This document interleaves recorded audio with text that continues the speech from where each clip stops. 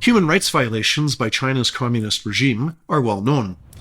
The regime harvests the organs of Falun Gong practitioners who have been sentenced to death, creating a booming transplant trade for hearts, lungs, and kidneys. Since 2017, more than 1 million Uyghurs and other Muslims have been arbitrarily detained in internment camps.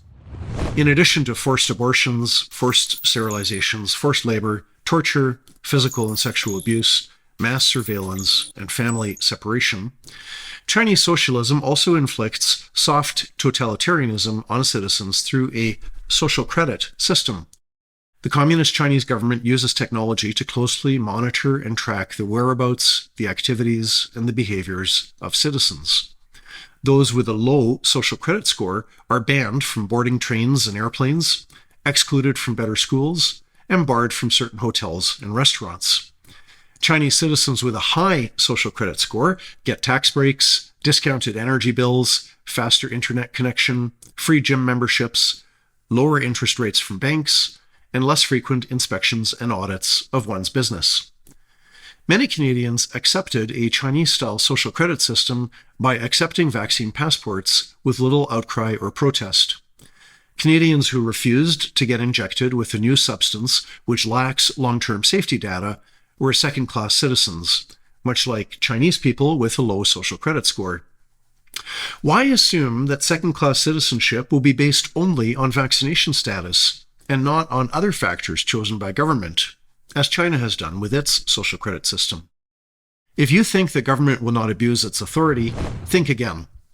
Vaccine passports were imposed on us in spite of the fact that COVID is not the Spanish flu of 1918, as was claimed by fear-mongering Dr. Neil Ferguson of Imperial College London in March of 2020, causing worldwide panic that led people to accepting lockdowns.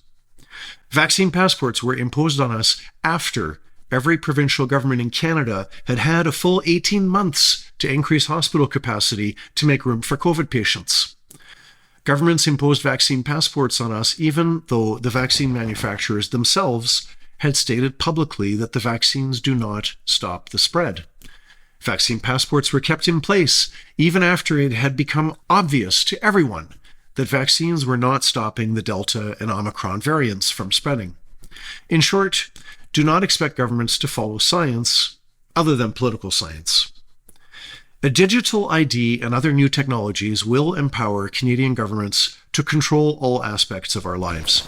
With digital ID, the government could create the love passport or the tolerance passport to prevent Canadians from boarding an airplane if they have visited a website that the government deems to be hateful. Those who are denounced by Prime Minister Trudeau as racists, misogynists, anti-science extremists will have a low social credit score. Domestic and international travel can easily become a privilege for Canadians who have politically correct opinions about vaccines, immigration, abortion, lockdowns, and other issues. And of course, these new and even bigger violations of our charter rights and freedoms will be sold and presented as scientific, convenient, and for the common good, in the same way that vaccine passports were sold, promoted, and imposed. Add a new digital currency to the digital ID, and it will be amazingly easy for Canada's federal and provincial governments to track citizen spending and donations, to ensure that no Canadian is supporting the wrong cause, movement, church, synagogue, or temple.